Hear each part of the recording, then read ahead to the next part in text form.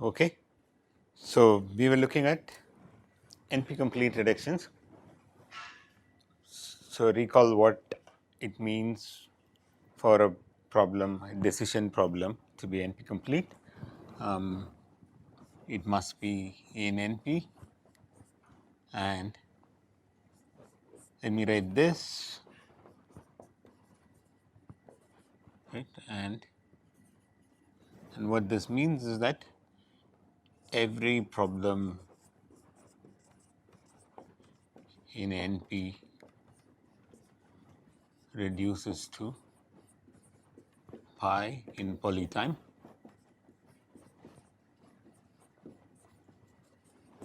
or equivalently an NP complete problem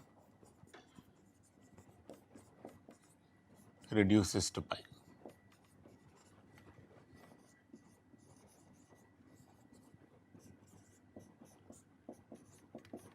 Okay, this is what it means, pi is NP complete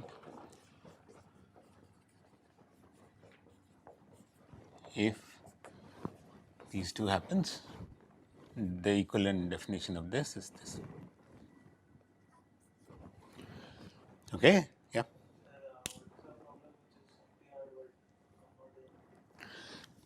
Okay, so what the question is, what is the problem which is NP hard but is not in NP?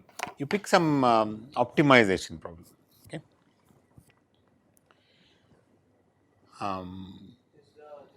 Just pick the optimization problem. Generally, for example, find the maximum click in a graph. Okay, or is k the maximum click size of the maximum click in a graph? Okay, clearly click would reduce to this, but you can check whether there is a click of size k, but not so easy to say that k is the maximum sized click. Okay, so typically NP hard is used for, you want to move away from decision problems, and then you can sometimes say it's NP hard, right? Okay, so the importance of proving some problem NP complete is that following theorem, pi is NP complete and pi is in P, or let us write it the way we will use it, implies pi does not have a polytime algorithm unless P equal to NP, right?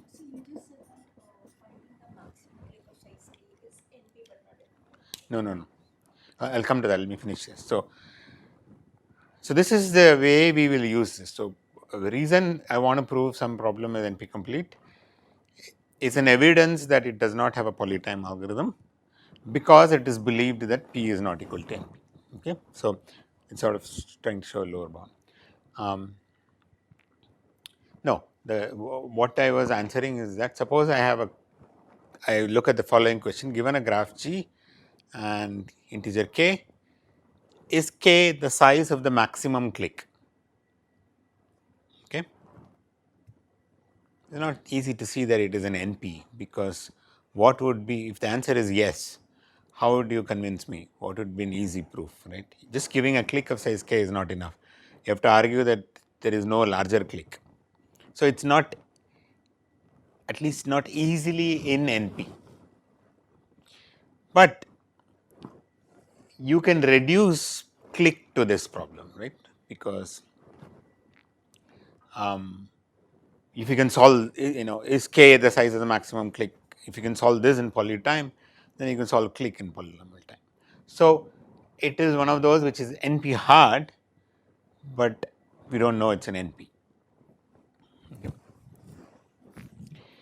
Yeah, but don't worry too much about this NP hard thing. It's basically, if I want to talk about some optimization problem in this framework, I might just say it's NP hard. Okay. Okay, good. So what we saw last time was we saw SAT, CNF SAT in conjunctive normal form. This is NP complete. this is, I mean, we did not see it, but I just sort of started from here. Right? This is the theorem Cook proved, starting from the definition of what NP means in Turing machine language. Okay. Then, but we gave a reduction from CNF SAT to 3 CNF SAT, trying to show that this is NP complete. Then from 3 CNF or any general CNF SAT to click, we gave a reduction and showed that these are NP complete problems. Okay, so let's continue and prove more problems NP complete, get a feel for how you would show these NP complete reductions, right? So this is last time.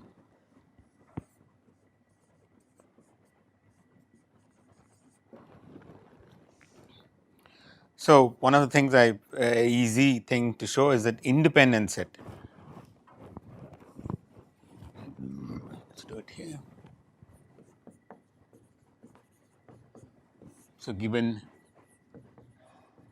GK, does there exist an independent set of size K? An independent set is a sub S contained in V such that for all I j in S, Ij is not an H. It's a set of mutually non-adjacent vertices. How do you show independent set is NP complete?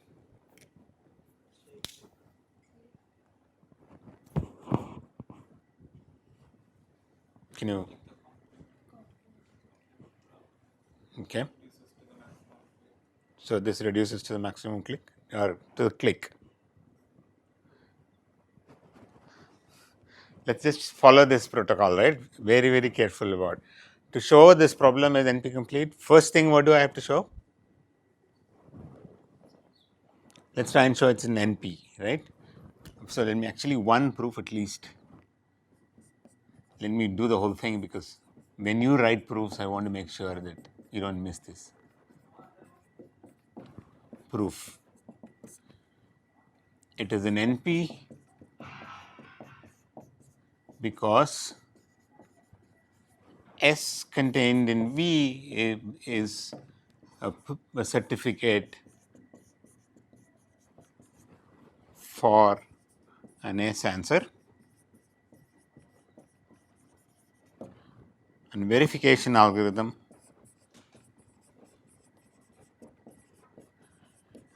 can check S is independent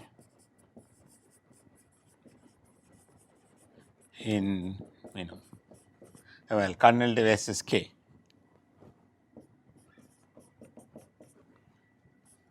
Because I just have to go to look at every pair, go to my adjacency matrix, make sure that there is no H, right?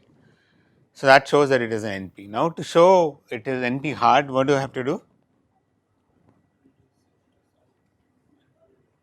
Just read it carefully. Yeah, you don't reduce this problem to NP hard problem. Okay, because take a known NP complete problem and reduce to this. So what is, first of all, you have to think of a known NP complete problem. What is a known NP complete problem? Natural problem, you want to start from click, right? So to show hardness,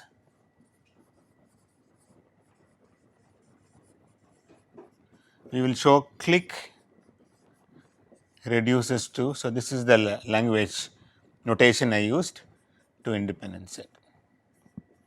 How do we do this, right? So what, let's slowly go through what it means by click reduces to independent set. What do I have to do?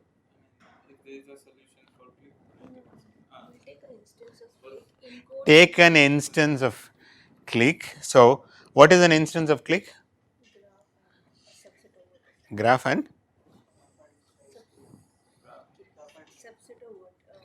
No.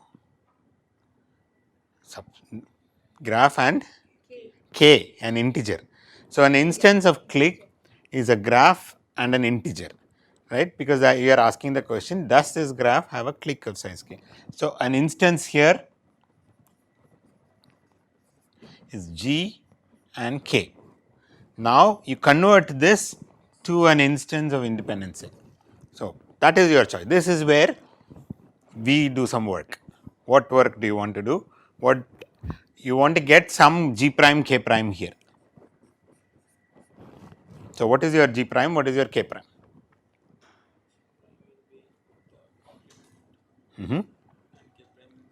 K prime will be k. So, g prime will be g complement and k prime will be k. Complement of a graph is whenever there is an edge here, remove that. Whenever there is a non edge here, make an edge here. Okay. Now, what do you have to show? What do you have to show? That this is an S instance if and only if this is an S instance of this problem. So, G has an independent set of size k if and only if your G prime, which is G complement, has, sorry, here it is click, has an independent set of size k.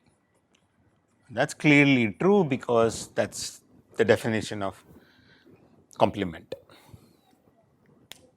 when you verify it, so you check that S is independent and you also check that it's of size k. Yeah. Okay, so that shows that this is actually a very easy reduction. Now let us try vertex cover.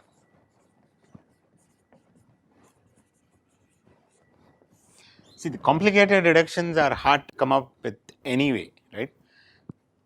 So, but it is important to understand what is the direction, how do you encode it, where do you start from, how do you convert it, what is the equivalence you prove and so on. So, let us make sure we understand that.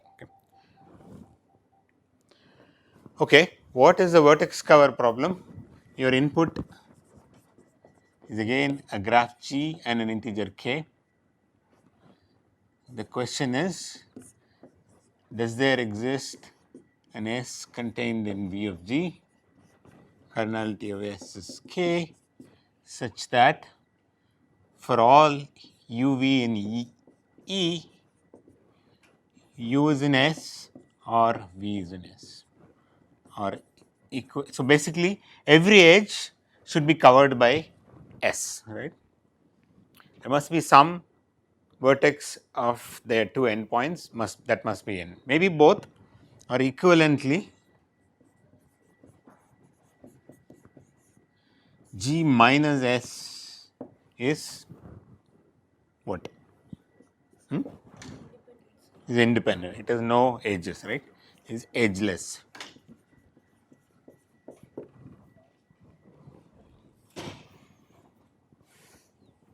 Okay, so this is the problem. So, for example, if I have this graph,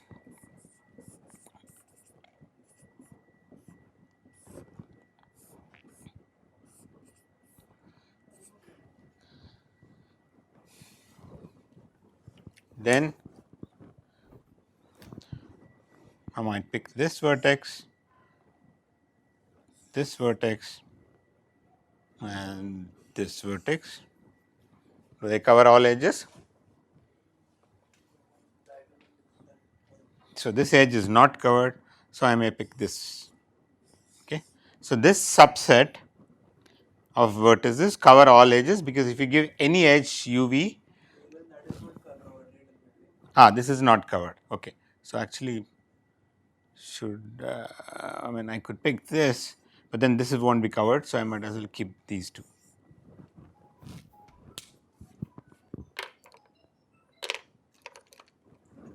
The one which is an extreme one. So, I am going to say these.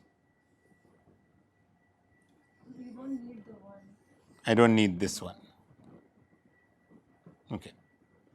So, this is a subset of 1, 2, 3, 4 vertices that cover all edges, and I do not know whether this is a minimum vertex cover, is there something smaller. So, in particular the question is there a vertex cover of size?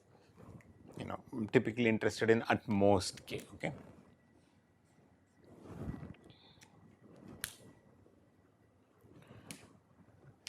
Okay, so this is a problem. So you understand what vertex cover means? It's a subset of vertices. If you remove this, the remaining thing has no edges, or because any edge is covered by some in one of these set of vertices. Okay, now I want to show it's NP complete. So let's go through the motion again. How do we show it as an NP?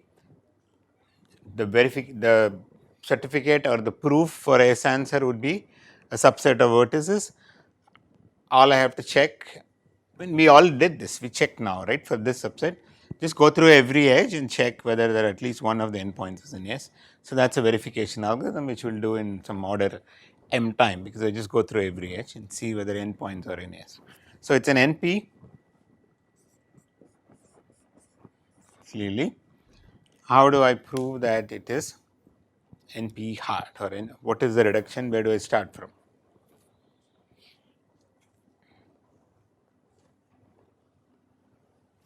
So how do I show it's an NP hard?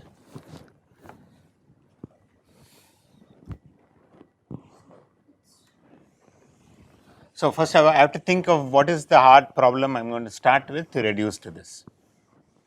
I mean, we have only seen SAT, 3CNF SAT, click, and independent set. So what do you want to pick? Independent set. Because since G minus S is edgeless, so Yes. maybe if I So let's try and use this, right? G minus S is edgeless, right? So maybe independent set helps. So okay. So let's try and do the reduction. We want to reduce from independent set to vertex cover. What is an instance of independent set? G comma K. We want to get to some G prime K prime. What is the property we want? I mean, before we even think of what would be G prime, let's see what is it I want, right? The expectation is that G has an independent set of size K if and only if G prime has a vertex cover of size K prime. Okay, I mean, one more thing we need to do is that making sure that the reduction we have done is polynomial time. Okay, so that's here all we did was some complementing the graph, so it's like an n squared. I mean, for each edge we take a vertex. Mm-hmm. And so yeah, I think no, for each edge I take a vertex. Okay, so you're constructing what is called something like a line graph. Okay, do we need all this? Yeah, what did you want to do? no, I'm just saying that if we'll take a vertex cover solution here, from all the vertices, just remove that solution, and you will get the independent. Okay, so what does that mean? Just tell me what is G prime K prime. So K would be if K is given to you, you can't change this. so if you have an This independent GK set, is given to you. yeah. So K prime would be n minus K. Very good. So my K prime would be n minus K, and what is G prime? Same. Same. G prime is the same graph. Okay. So now read what G has an independent set of size K if and only if, since it said G prime is the same as G, has a vertex cover of size n minus K. Is this true? Right? She chose G prime K prime to be this way, and our goal is to show that G has an independent of size K if and only if G prime, which happens to be G, has a vertex cover of size K prime, which happens to be n minus K. Now, do you see a proof of this? But here you have taken at most. So there also. Okay, let's stick to K, it doesn't matter. I mean, then or I can say independent set, I can ask at least, right? That's the usual thing. But let's stick to equal to K, it doesn't matter. Do you see a proof of this? Suppose G has an independent set of size K. But there may be other. Doesn't matter, pick one independent set. What is the proof? So, here is the claim, right, the proof.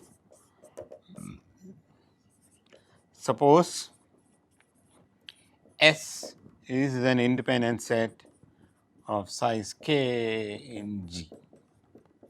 Now, my goal is to produce a vertex cover of size n minus k in G, right, because G prime is G. What is the vertex cover?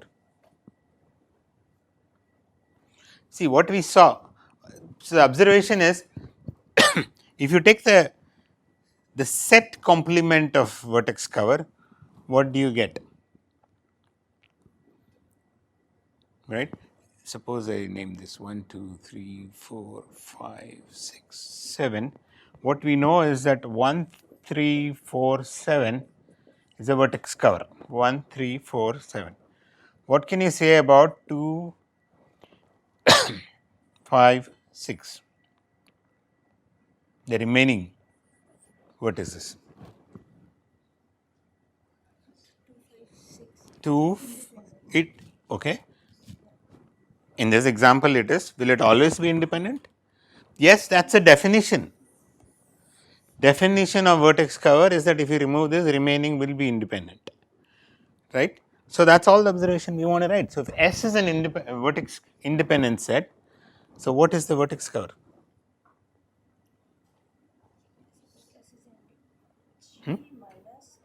V minus S. V minus S is a vertex cover, because any complement of a vertex cover is independent, any complement of an independent set is a vertex cover. V minus S is a vertex cover of size n minus k, and converse is similar.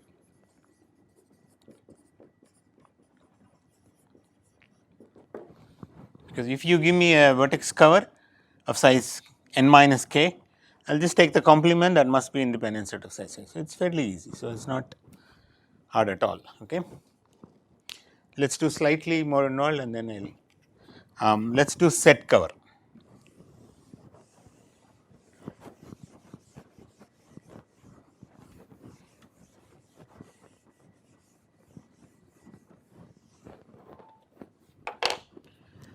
So, what is a set cover problem? It models a lot of covering problems. So, the input has a universe, let us call it 1, 2 up to n, and then a family. We saw this problem actually, which is some f1, f2, fm, where fi is some subset of u.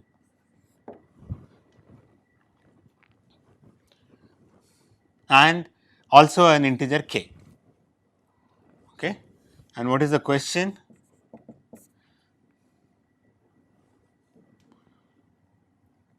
Does there exist an f prime which is contained in f, whose size is equal to k, such that union of f in f prime is the entire universe, right? Are there, can you pick some k subsets together that cover the entire universe? Okay. So, we have seen this problem. We saw even a DP algorithm for this problem. So, suppose my universe is 1, 2, 3.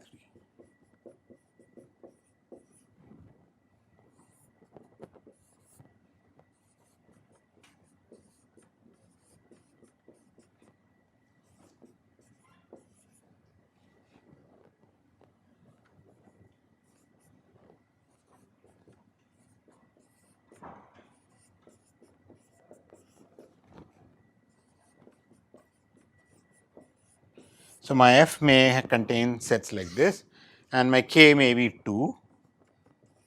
My question is, are there 2 sets here you can pick whose union is the universe here? Are there 2 sets here? 2, 4, 6, 3, 1, 5. Okay. So, the answer is yes here. Okay. May also be a no instance for all you know. So, that is a question we are asking. Okay. What we saw was a 2 power n algorithm using dynamic programming. Okay. Now, I want to show that this is an NP complete problem.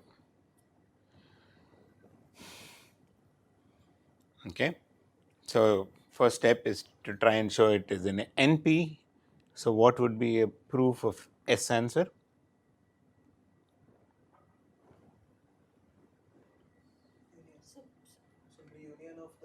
No, what is the proof? The subfamily you will give. That is the proof. That subfamily F prime. I mean, basically from the question you can get. The question is asking, is there an F prime? So, F prime, you say here it is. And what do I have to do? The verification algorithm will verify that this is this. Okay. So, the fact that it is an NP is easy because we have a polynomial length certificate which can be verified in polynomial time. Okay. The verification algorithm just has to check union of the sets in the family is equal to my universe, and the family is of size k, right. So, now I want to show it is NP hard by giving a reduction from some other problem. So, what is the natural? So, first thing is to choose some other problem. What is the natural problem you can think of? Vertex cover. Why? Because here we are covering edges. Because the problem has a word cover in it in both these problems. Yeah, that's true. Yeah, right. You're covering something by something. So, vertex cover is a natural choice. So, let's try and do that. Okay.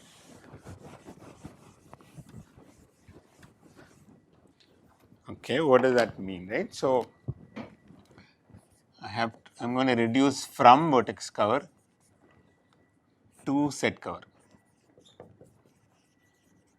right? What is the input here? Your input here is a graph and an integer k, that's an instance. Now, here from this graph, I want to obtain a family, okay, and an integer k,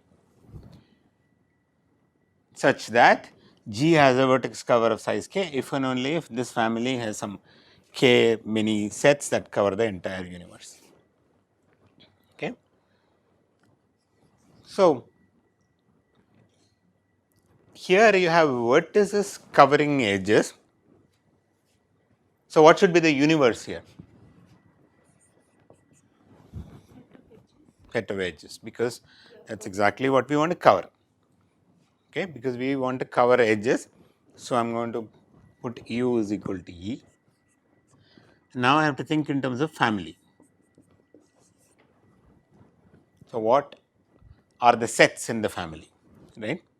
Because if I pick what is the goal, again let us keep the goal in mind, right. I pick some set here, some set here, some set here, together they cover the edge E, and that should correspond to some vertices here, some vertices here, some vertices here, together they cover all edges. Okay. So, what should be the sets? Subset of vertices or subset of edges. They have to be subset of edges because they all have to be, your family is all subset of. So, edges incident to a particular vertex, right. So, my f would be f1, f2, fn, if n is the number of vertices. And what is fi? Fi is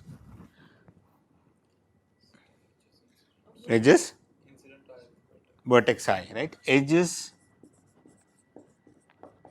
incident on vertex I. Okay. So, this is how you sort of reverse engineer to construct this, right. So, we are trying to construct cover edges and by vertices. So, the set should correspond to vertices, and that set will cover the edges incident on that vertex. Now, we can show that G has a vertex cover of size k if and only if G prime has an F prime whose size is k such that union of f in f prime is equal to E, which is the universe here. Okay. So, is the proof easy? Yes. Suppose you have a vertex cover of size k, what do you do? I choose those vertices as family. Go to the corresponding vertices, take those sets, the claim is that union is some edge. Why? Because if there is some edge which is not incident in any of these vertices, that contradicts the fact that this set of vertices is a vertex cover. And the converse is exactly the same. You pick some vertices that you pick some sets that cover the universe, the corresponding vertices will cover all edges. What about the relative difficulty of vertex cover and set cover? Yes. So, set cover is more general, right, because So if there is yes. So, for example, for set cover, we saw a 2 power n algorithm. There is a conjecture that you cannot improve it. Vertex cover is much better than 2 power n algorithm. 1.1 power n kind of algorithms are there. so there has been no reduction also from set cover. Hmm? There has been no reduction from set There has been no reduction. as in a polynomial time reduction. There is a reduction From set cover to vertex. that exists, right? Because Okay, yeah. in theory it exists, right? Because if a problem is NP complete, every problem in NP reduces to it. So, since vertex cover is NP complete and set cover is an NP, set cover will have a polynomial reduction to this. Like these are two contradicting like from the statement that was before and Good. So, think about it, we will address it next time. So, is this statement clear? So, what he is saying is, okay, what I said is vertex cover has order 1 point, maybe even 2 power n algorithm. And the conjecture for set cover is that cannot be solved in even 1.9 power n. Now, what he is saying is, why not? Because there is an polynomial time reduction from set cover to vertex cover. Do the reduction, use a vertex cover algorithm, that won't that give you a good algorithm for set cover? You have a, you know an answer. Eh? the definition is that G prime K prime, right? That is correct. There has to be a observation of parameter as well. So, I mean, yes. So, what is the pin down answer? Why not take set cover? Okay, yeah, set cover with universe size n, reduce it to vertex cover in polynomial time, and use the vertex cover 1.2 power n algorithm. Won't that give you something here? I mean, this is even more general. In fact, as we next week we will see that in the exact exponential world, all these NP complete problems are all over. Some will have an n factorial algorithm, some will have a 2 power n algorithm, some will have 1.3, some will have 2 power square root of n algorithm. All behaviors will exist. But why is this question? So, stay tuned till next week, right? Okay, good. Probably has to do with the fact that mod equals like it's bounded by Hmm? the mod equals n is bounded, right? Like but for set cover it is we can just So, forget set cover, talk about any other problem. Your question is still valid, right? For example, even between SAT and 3 SAT, there is a difference. 3 SAT we can do in 1 point something power n, but SAT nothing better than 2 power n is not. And it's believed that's not possible. Okay, but why? Because or SAT to 3 SAT, as like we did, use the 3 SAT algorithm and lift algorithm back to SAT. What think about what does that give?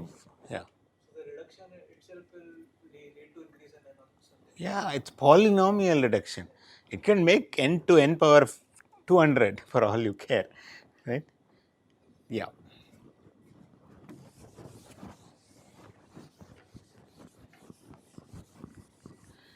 Okay, now let's do some real hard work. Okay, so far SAT to click was reasonably non-trivial because one is a logical formula and the other is a graph. And remember the way we did, we took each clause, we created a multipartite graph, and then argued that you can satisfy all these clauses if and only if there is such a click. Click to independent set, no problem. Taking the complement, independent set to vertex cover was easy. This is, you look at the universe you are trying to cover and it tells you naturally how you have to define the sets. So, the next problem we want to do is, all of this is from Karp's 1972 paper where he showed some 21 problems and complete, okay? And that is this Hamiltonian cycle.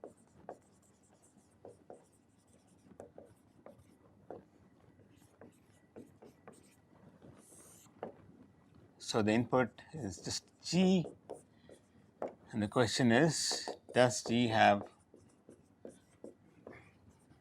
a Hamiltonian cycle? A cycle that, I'm going to write it this way so you know where I'm going to start.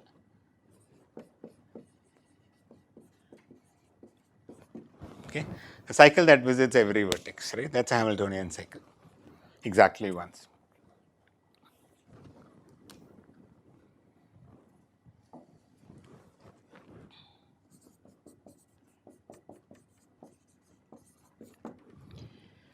So, as I said, Eulerian cycle was easy to find, but Hamiltonian cycle is one of the hard problems. So, the reduction quite non-trivial.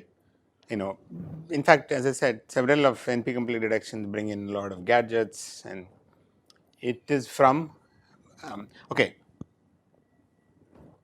So, let's call this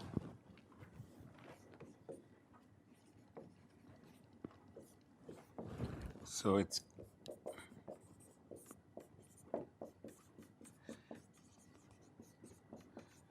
okay. First, you show it as an NP. How do you show it's an NP? What would be the certificate? Cycle, a permutation of the vertices, right? So, you given a graph, you give me a permutation of the vertices, just a set of a sequence of vertices. I just check that every consecutive pair is an edge. It has all the vertices, and the whole thing starts and ends at the same vertex, right? So, that's an NP proof. So, you need to show that. Now, I want to reduce from vertex cover to Hamiltonian cycle.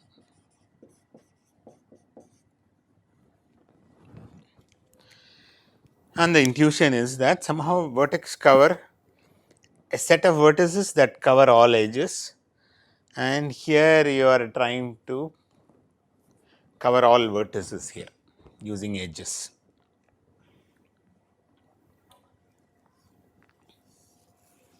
Okay. So, there is also a G. Okay. So, the input here is G and K. The K is important, right? And I am going to get some G prime with the property that G has a vertex cover of size K if and only if G prime has a Hamiltonian cycle.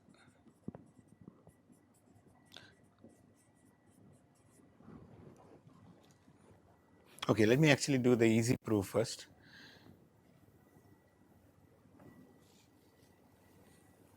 Yeah, so I'm going to give you two proofs again to show that you can choose any NP complete problem. So, we will give a reduction from SAT.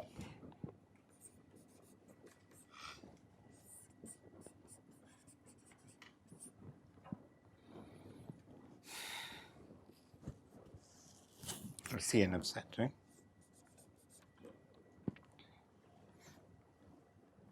Okay, so yeah, this is relatively easy. So, we will do this first and then I will get to this. Okay. So, what is the thing here? You are given a formula, right, which means some variables x1, x2, xn and some clauses c1, c2, cm. Each clause is a R of some literals xi's or xi bars. From here, I am going to construct a graph in a way that this formula is satisfiable if and only if this graph has a Hamiltonian circuit. Okay, so let's do that first.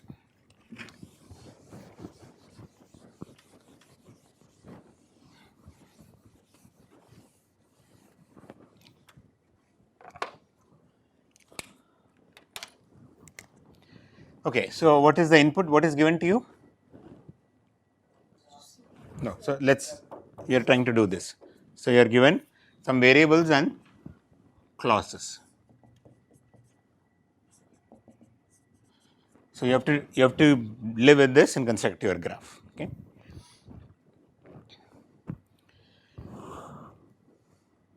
So the graph is going to have a long, so n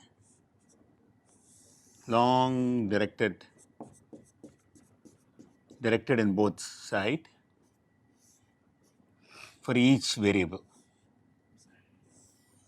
Okay, so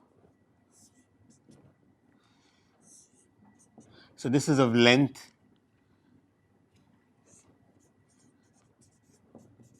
some 3m. Let's see why we need it, but this corresponds to variable x1. Okay, in similar way, I am going to do it for x2. So think of a long directed path, each of length 3m, and it is a directed path in both directions, right?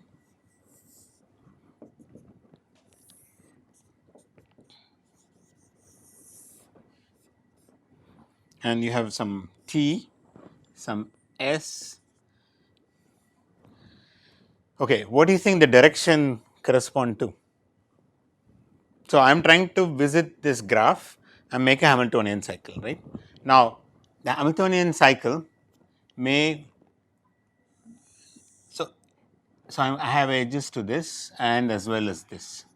So this path, it can start from here and go all the way like this and then come back to the next one, or it can start from here and go all the way.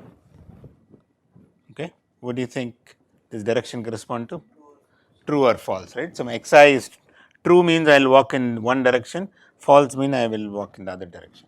And the important thing is, because of the way I have constructed, the intermediate vertices cannot jump anywhere. So if I start here, I have to finish this entire path, because if I just do something, come back somewhere else, I'll mess up. I will not get a Hamiltonian cycle. Okay, and similarly, this one is going to be adjacent to this as well as this, and this is going to be this as well as to this. Okay.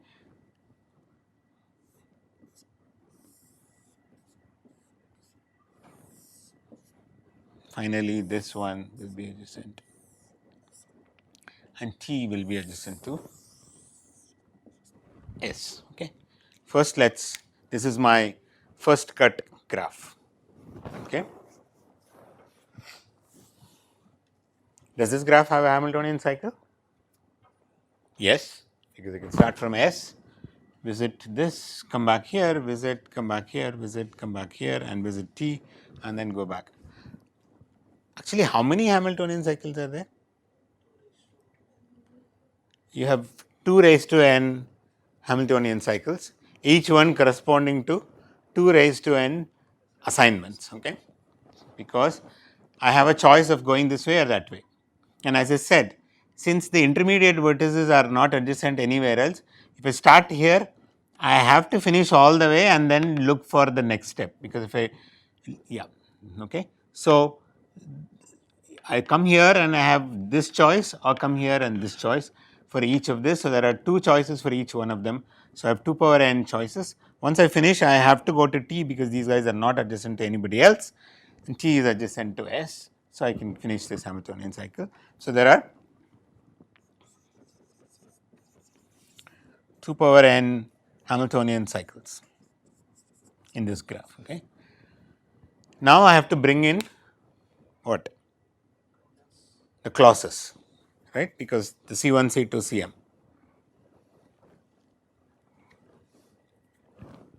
So I will have a vertex for each one of them, C1, C2, Cm. Okay, and mark this path is of length 3m, because the first 3 vertices are going to correspond to C1, the next 3 vertices are going to correspond to C2, C3, and so on. That is why I made the length very long. Okay. So, now I will tell you how to make the connection between the Ci's and the Xi's, right. But let us see the goal, what do I want to do, right.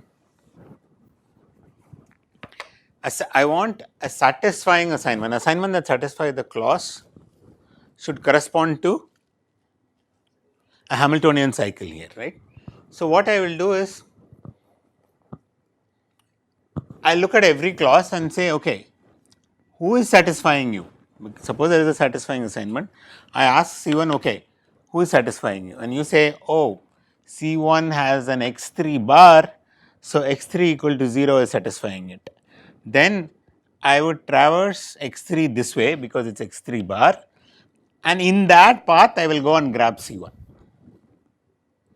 Okay, so I will add edges now so that C1 will get added there. Okay, so let's see how I will do it. So suppose C1 is some x1 bar or x3 bar or x7. Suppose C1 is like this. Then I will look at my x1 path, and x1 path has this first 3 vertices correspond to C1, right, because I made the path length to be 3m. Well, you can even make it larger if you want, or but it's x1 bar, so I am going to traverse it in this direction. So, I have this last 3 vertices corresponding to C1 when I traverse in this direction. So, what I will do is go C1, go here and come back here. Okay. The interpretation is that since C1 has x1 bar and the x1 bar path will be like this, right. So, the first 3 vertices of the x1 bar direction corresponds to C1, and I am going to take this vertex attached to C1 and come back here. Okay. The idea is that if C1 x1 bar satisfies this clause, then I will actually traverse x1 bar x1 this path this way, and at that time I will go and grab C1 and come back. Okay. So, similarly x3 has the first 3 vertices like this. So, x3 can also go and grab C1 and come back, because I do not know which one will satisfy it, and it goes this, and x7 will have the first 3 vertices. So, I will have x7 go this way and come back, or maybe leave the first, I do not know why I need 3, maybe even 2 is enough, and continue like this. Why this 3 over this one? I am just allotting for some block of 3 for every clause. Now, if same thing, if it is not C1, but if it happens to be C7, then the 7th block of x1 bar will have this kind of an edge. Yeah, we could have done with 2. Yeah, 2 should also be fine. So, if this was the 7th clause, then the 7th block, right, I have a block of size 3 for each one. The 7th block will have one edge go up there and come down, and similarly 7th block of x3 in this direction and 7th block of x7 going in this direction will go and grab this. Okay. Now, that is my entire graph. For every clause, I look at what are the variables, and each variable has a room corresponding block corresponding to that clause. I will do the splicing of this path depending on whatever that variable is. Okay. So, that is my construction, and the claim is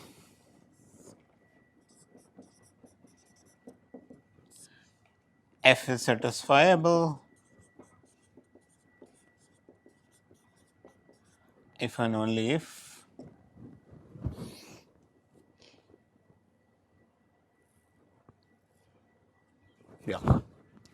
G has a Hamiltonian cycle.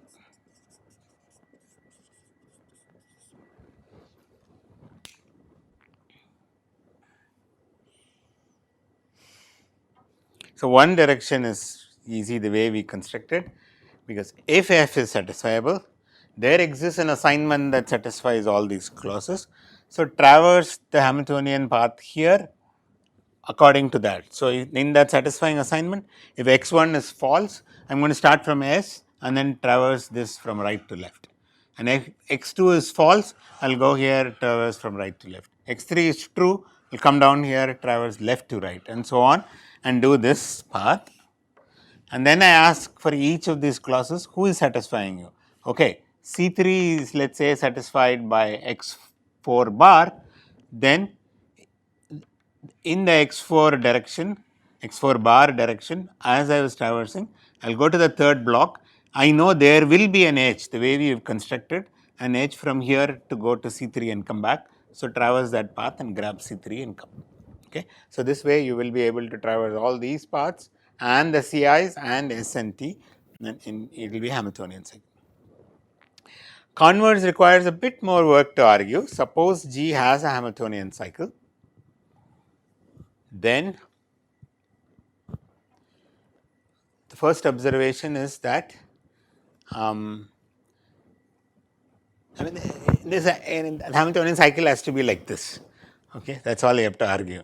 That because I mean, we already argued that these paths in any Hamiltonian cycle has to go this way or that way. There is nothing you can do because, well, because of the CIs, you might be able to do. I come here and grab a CI and maybe come to somewhere else and go this way, but then the rest of this vertices in that path will never be able to, you can never visit them, okay, or you will miss some vertices. Maybe having 3 has, you need that. I think 3 tells you that there is a degree 2 vertex up and down, that right, you go up and come down, and then you have something left here which you cannot visit any other way. Okay, so converse is tricky. I don't know whether I'll be able to explain any more than what I said. And so now in the Hamiltonian cycle, you will go and look at how these paths are traversed. That would correspond to an assignment, and that would satisfy all these clauses because each CI is in the Hamiltonian cycle, and they must have been grabbed only by traversing the XIs appropriately. Yeah, so you need 3 because you might just go up and get to the other guy and then go up and come back some other vertex. So, to say that there are vertices which are not adjacent to any of the CIs in each of the paths, every other vertex, right. If 2 vertices may have some CI, the third vertex is not. So, if you visit that and from there you did not come here and you jump to somewhere else, then this vertex cannot be ever visited at all in a Hamiltonian cycle. But then again, it can be that you are coming from somewhere else on that side or something and visiting that. But when you reach there, No, but this vertex you can never come from anywhere.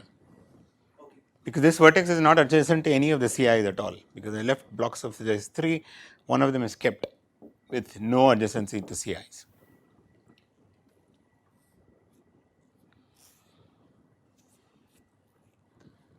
And so, how big is this graph? Number of vertices in this graph.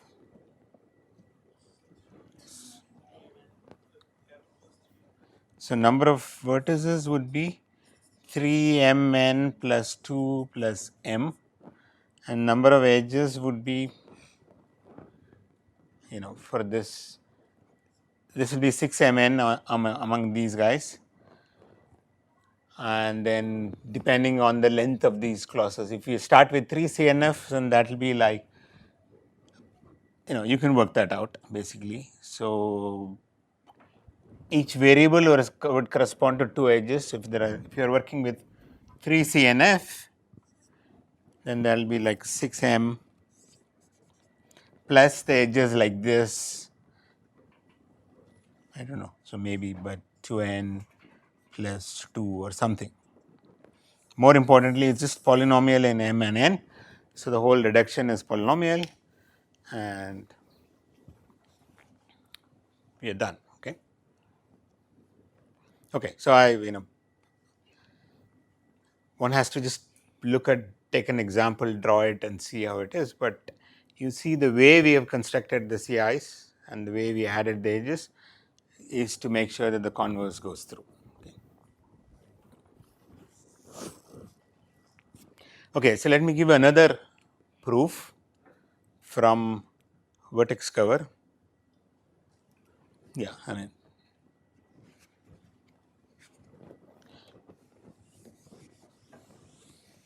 so these gadgets are in a way that somehow, see, for the converse, we want to say that from the Hamiltonian cycle, we can pull out a satisfying assignment. That is what we have done. Similarly, for here in this reduction from the Hamiltonian cycle, I want to be able to pull out a vertex cover. So, the gadgets are in a way that there are not too many Hamiltonian, there is some sort of controlled ways of traversing the gadgets. Okay, that control gives us how to pull back our original solution. Okay.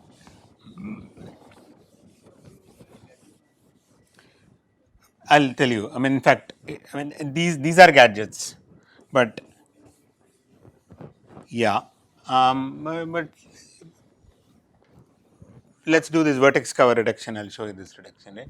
So vertex cover to Hamiltonian cycle. So you're given a graph G and K, and I want to construct my G prime in a way that G has a vertex cover of on K vertices if and only if G prime is a Hamiltonian cycle.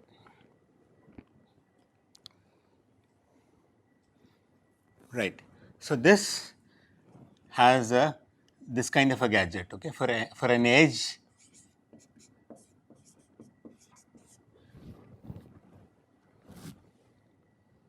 UV, I will add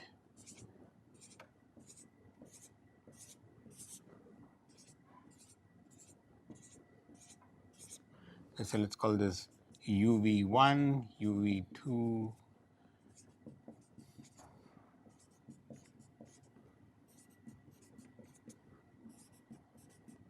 whereas this I am going to say VU1, we will see why, and the edges are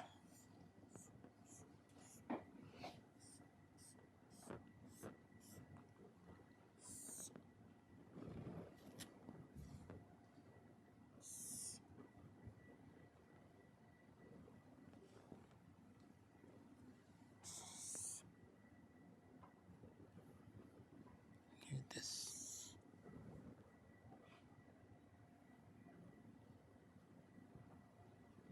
And symmetrically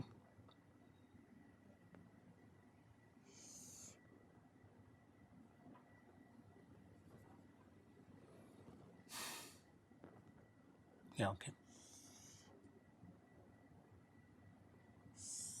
Okay, so this is my gadget. For one edge, I am going to draw this. Okay, and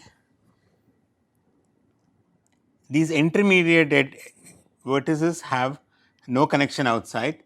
Anything outside will be like these. Okay. For an edge, I am constructing some 6 vertices with this. This is a gadget, or for some reason they call it widget, but I don't know why. This is some sort of a gadget. But let's see how a Hamiltonian cycle will traverse this, not 6 actually, 12 vertices. How will a Hamiltonian cycle, because see, important thing is that these are degree 2. If I miss to traverse them while I am traversing them, there is no way I can come back to this. Okay. So, how can a Hamiltonian cycle traverse this widget? Okay. So, it comes from here, and maybe it will do this and come back here, and the Hamiltonian cycle may come back. So, this is one way. Okay. Another way is that I come like this, and then I go back here in the same thing.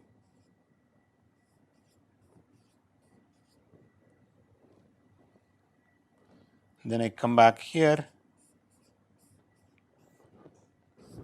This is another way I might traverse these 12 vertices. I come from some outside, come here and visit these, come back. That is how this edge is there, right. And there is a third symmetric way, which is that instead of coming in here, I might come in here, come like this, go do all the way, come back here and get out, right. So, this is one way, this is another way, this is third way. So, one way would be that maybe when I visited this, I did not visit these, but somebody else will visit this, or I want to finish all of them in this visits as I enter before I exit. So, I come here, visit all of these guys, come back here and get out. The other way is that I enter through this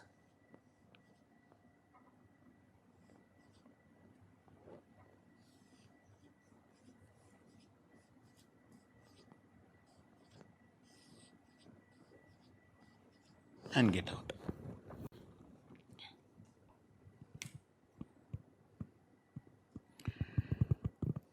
Okay, so these are the only three ways. So, if I do not have any outside connection to the intermediate vertices except the top and the bottom, then the only three ways in which these vertices can be traversed is this way.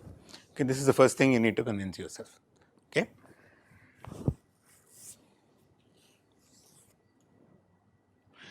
Now, another observation is that if I enter from outside to this vertex, I always exit out of this, whether I visit the whole thing and come or not. If I enter it this way, I exit this way. If I enter it here, I exit that way. Okay. Okay, good. So, now I have these gadgets for every edge. There are all m edges. I have these gadgets. Okay. So, now let me define my graph. Right. You are given a graph G and the vertex cover and no vertex cover. Can there be a way from there to which enters from there and exits from there? No, you cannot. That is what this graph is constructed in a way that there is no way. I mean, if you do something like that, then you can't visit the remaining vertices. Okay, so these are the edges. Okay, so what you are saying is maybe I will come here, go here, and exit out like this. Then there is no way these vertices can be visited at all. I'll come from there. You come from here, Yes. go up, Down. Then come down. Or yeah, down. No, sorry. Go up. Come to right hand side. Sorry, left hand side. from where? From here. Oh, from here. Yeah. Okay, you can come here. Go up. So then you will not be able to visit this vertex. Good, right? So you can come like this, come this way, and then here I am saying I am going to jump to here, go all the way and come and exit. You will not be able to visit this vertex. Okay, this is very carefully crafted in a way that these are the three ways you can visit this edge. Okay, so now let me just tell you the intuition and the graph, right? So somehow k vertices are going to cover all edges. So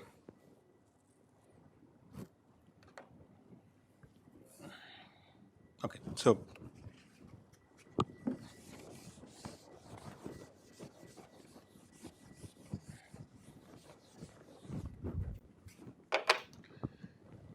let us say some V1, V2, Vk are going to cover edges, then I am going to order the edges incident on V1, some E11, E12, E1, L, maybe V1 has L degree. I visit these edges, which means in this graph, I will visit these gadgets, okay, because every edge has such a gadget, right.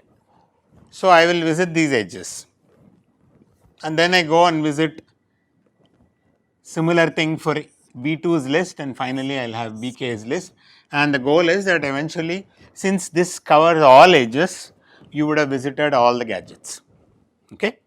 But now, what do I mean by visit the gadget, right? When I come to E1, I have two choices. This is the edge gadget. I can come this way or I can come this way. I mean, I have these three choices. So, what do I do, right? So, imagine, so this is the other endpoint. So, the way we are going to do it is, when I am trying to visit E1, I have these 3 ways of visiting this gadget. Okay. So, when will I do this and when will I do one of this? Okay. Well, if E1's the other endpoint is also in the vertex cover, it may or may not be, right. V1 is some V1 comma W1. W1 may or may not be in the vertex cover. If W1 is also in the vertex cover, then I will visit this portion when I visit W1, because this is corresponding to the other endpoint. That is why I even labeled this VU1, VU2. If the other endpoint is not there, I will go and grab it and use one of this and finish this itself. Okay, so that is one idea, and more or less that is it. Okay. So, now let us think of how my graph is going to be, right. So, the whole point is about visiting all the edge gadgets, right. So, what I am going to do is that, okay, I have not told you what are the external edges. This is only the gadget I have said. Where would this edge go to? Where would this edge go to, right? So, this is an edge incident on U. Okay. So, I have an ordering of the edges incident on every vertex, fix some arbitrary ordering. So, these guys, this will come from the previous edge incident on U,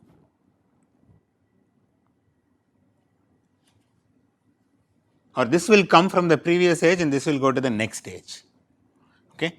So, there is another U comma W comma some next edge incident on that has a gadget. The first vertex of that is what this will go into. Okay. So, let us say I have vertex U, the edges are UV, UW, and it goes like this, right. Then I have this UV gadget, and then I have a UW gadget, right, because every edge is a gadget.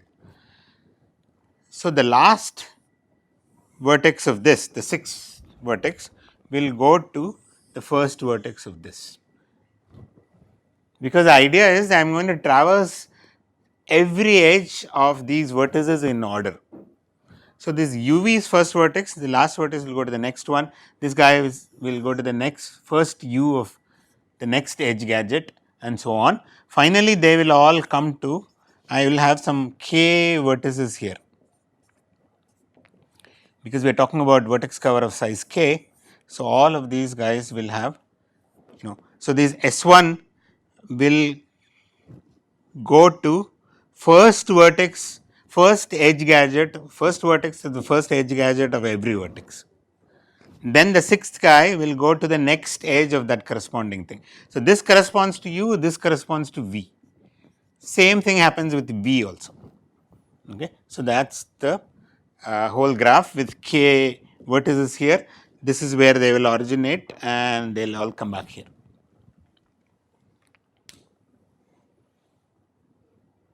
Okay.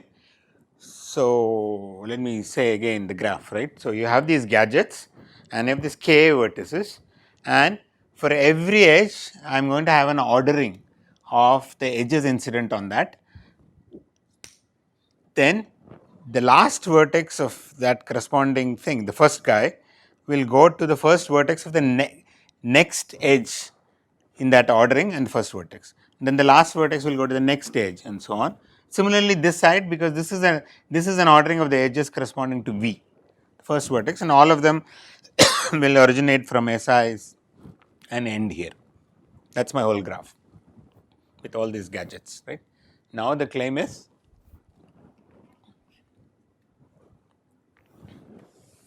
that G has a vertex cover of size k if and only if G prime has a Hamiltonian cycle.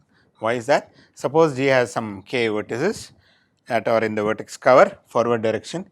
I will start, let us call these vertices V1, V2, V3, Vk. Then S1 will go to the first edge gadget of V1 and do the traversal like this, either this or this or this, one of the 3 choices, depending on whether the other endpoint is already in my vertex cover or not. The other endpoint is already in there, I am not going to visit this, because when I visit the order of the edges in the other endpoint, I will traverse this. If not, I will just go and take this also and come back here, and then go to the next stage, follow through, and you can argue at the end of it I will come back to S2 and then traverse to the first edge corresponding to the vertex V2, follow through, and you can prove that all vertices are visited. We can come back to S1 finally. This will be a Hamiltonian cycle. It visits all the edge gadgets. It visits all these vertices. It visits all the edge gadgets because every edge is incident on at least one of these k vertices. How can we guarantee we come back to the same point? Because these SIs are adjacent to everybody, and the first point and the last point. SIs are adjacent to the first of everything as well as the last guy is also going to come to SIs.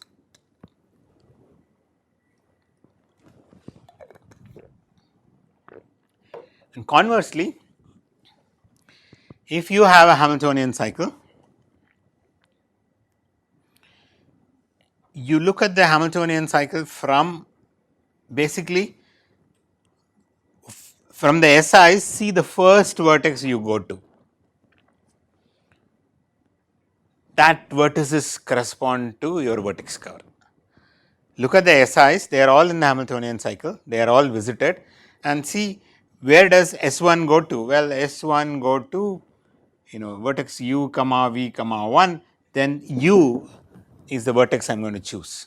Similarly, where does S2 go to? That first vertex, Sk is first vertex, this k vertices, and between consecutive SIs, you are actually going to cover all the edges incident on that corresponding Vi, because the sixth vertex is actually adjacent to only the next edge gadget vertex. So, there is nowhere else you can go. You will visit all the edge gadgets.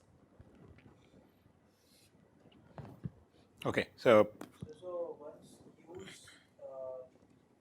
adjacent, vertices get over while traversing, you then move on to the next one, right? no, you come back to the SIs. Then SIs will, what is the next one? I don't know, right? So in In the the Ham, construction, so in the construction, let's say W is the last pointer of U, like last adjacent yeah, vertex. right. So after that, let's say there is V in the ordering.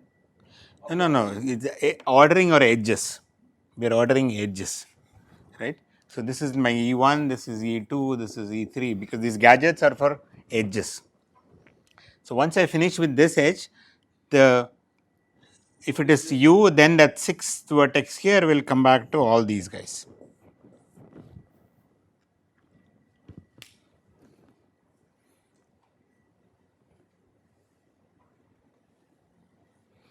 Okay, so I mean these are, one can spend a whole one lecture on it, and still I'm not sure you can draw examples, but I wanted to just give a variety and vertices covering edges and edges covering vertices kind of intuition to give this reduction. Okay, let's end with a simple reduction which all can come up with.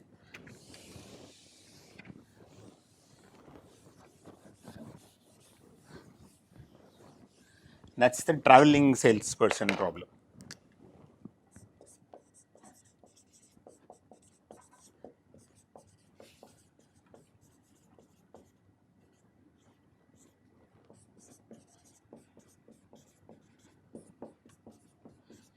Okay, what is input? G, a complete graph, right? There is an edge between every pair of vertices, but now I have a weight or a distance on every edge, right? So, every V cross, or let us say every edge to some natural numbers.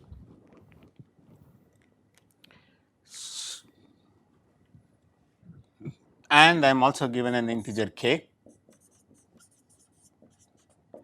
and the question is, does there exist a traveling salesperson tour, a person who wants to start from a point, visit all the places and come back? So, does there exist a Hamiltonian cycle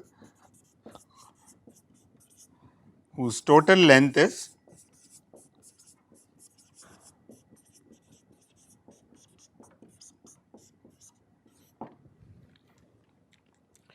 right? So now it's a complete graph, edges have weights. Is there a Hamiltonian cycle is a meaningless question because it's a complete graph. There will be there are plenty of Hamiltonian cycle. Every permutation is a Hamiltonian cycle. So I am asking for a minimum weight Hamiltonian cycle. That's a more interesting question. Minimum length Hamiltonian cycle. So the decision version of it is given an integer k. Is there a Hamiltonian cycle whose length is at most k? Your length is number of vertices. No. The sum of, first of all, it's a Hamiltonian cycle. So it should visit every vertex. Sum of the distances, this distance is given on every edge, right? So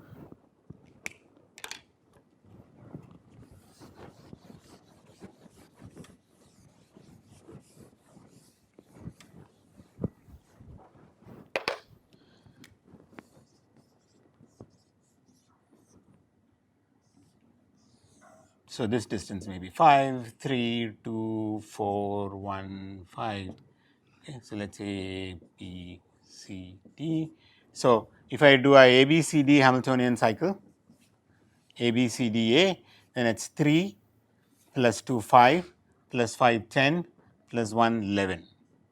But instead, if I do A, C, B, D, A, I get 4 plus 2, 6 plus 5, 11 plus 1, 12.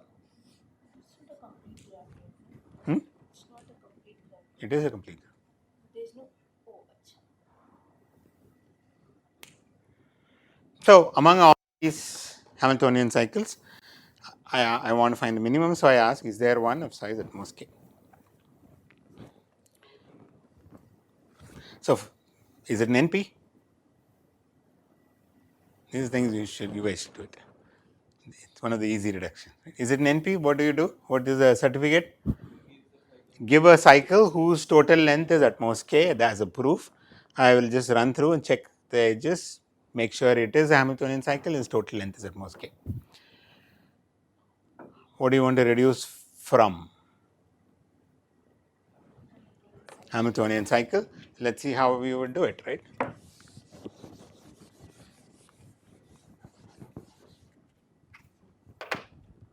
So the reduction is from Hamiltonian cycle to TSP. So the input here is some G, which may not be complete, right? So to convert it into an instance for a TSP, first thing is we will add all the missing edges, and then you have to put distances. So what are the distances you want to put? Because imagine what property you want, and you also have to give me a distances, and you also have to give me a k, because the input has distances and integer k. What is the property you want? G has a Hamiltonian cycle, then there will be a cycle here of length at most whatever k you are going to give me. If G does not have a Hamiltonian cycle, there will always be Hamiltonian cycles here, but their total length would be more than the k you are going to give me. So what is the k? What are the distances?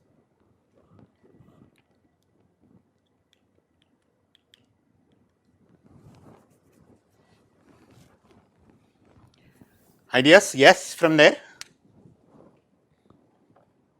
What would be the reduction? What are the distances? What is the k?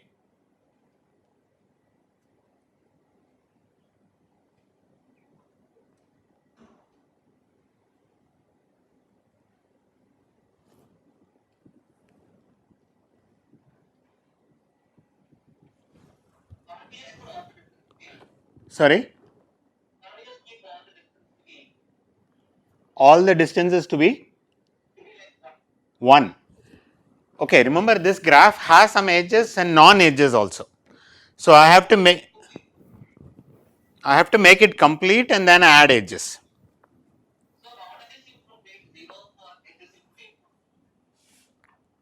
So for edges you want to put weight 0, or non-edges you want to weight 0. Okay, so one suggestion is infinity. Okay, so let's see. So UV is an edge. I'm going to say DUV is 1, and if UV is not an edge, I don't like infinity, but let's stay with it for now. I mean, I want you to give me something large, but what is the k now? Sorry? No, I didn't hear you. What? K is not given to you. K, because k is what you have to tell me. What is given to you is just a graph.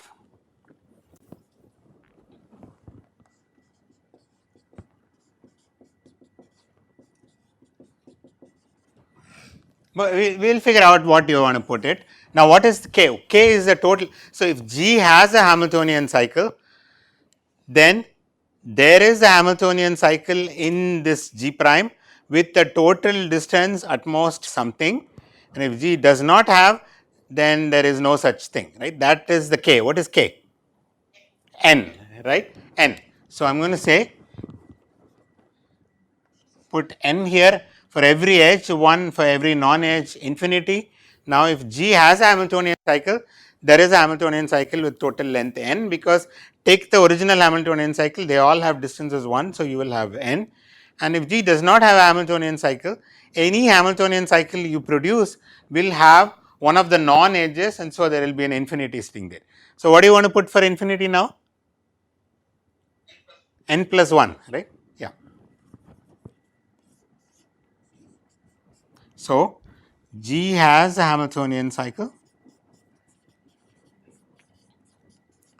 if and only if G prime has a Hamiltonian cycle with total length at most n. G has a Hamiltonian cycle at most n. G does not have a Hamiltonian cycle. Any cycle, Hamiltonian cycle, will have one of these edges, and so it should have a length at most. Okay, so here is a suggestion that even 2 will work. Instead of n plus 1, I replace it by 2. Is that true?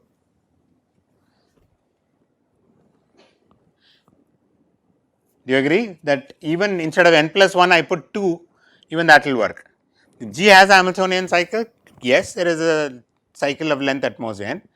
If G does not have a Hamiltonian cycle, remember any cycle has how many edges are there? Because any Hamiltonian cycle has n edges. So, you are adding all the n costs, at least one cost will be 2. So, it is more than n plus 1.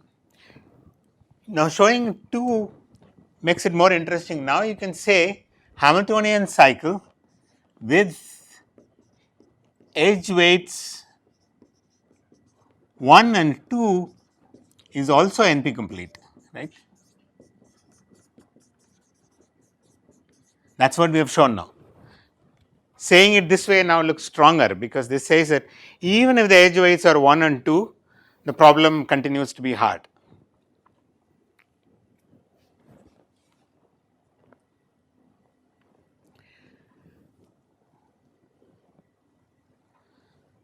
Okay, so at least these are reduction. That is why I said you should be able to come up with, because you know where to reduce from, what is the goal we want.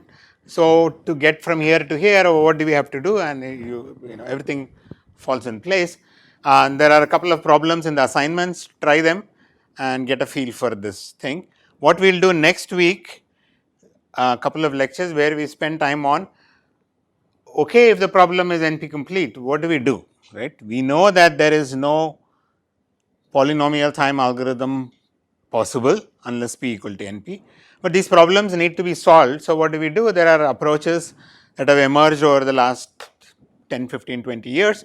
So, we will give a sample of approximation algorithms, designing better exact exponential algorithms, and all those kind of things, which we will see next week. Yeah. Okay. Yeah. So you said that even if we have weights 1 and 2, that's a sort of harder problem. But the problem that we were doing was unweighted graph, right? Yeah. So why is saying edge weight 1 and 2 is harder than that? No, TSP is a problem with distances, right. it's a problem. It's different from Hamiltonian. I mean, it is in a sense, yeah. You can say Hamiltonian cycle is sort of the unweighted version that is hard. So, but here it's a complete graph. For TSP, you are given a complete graph. So, if it's an unweighted complete graph, life is easy because there is nothing to ask. There are Hamiltonian cycles all the time. So, in a complete graph, even you put distances 1 and 2 and ask, is there one of total weight at most k? That's NP hard. Yeah. Okay.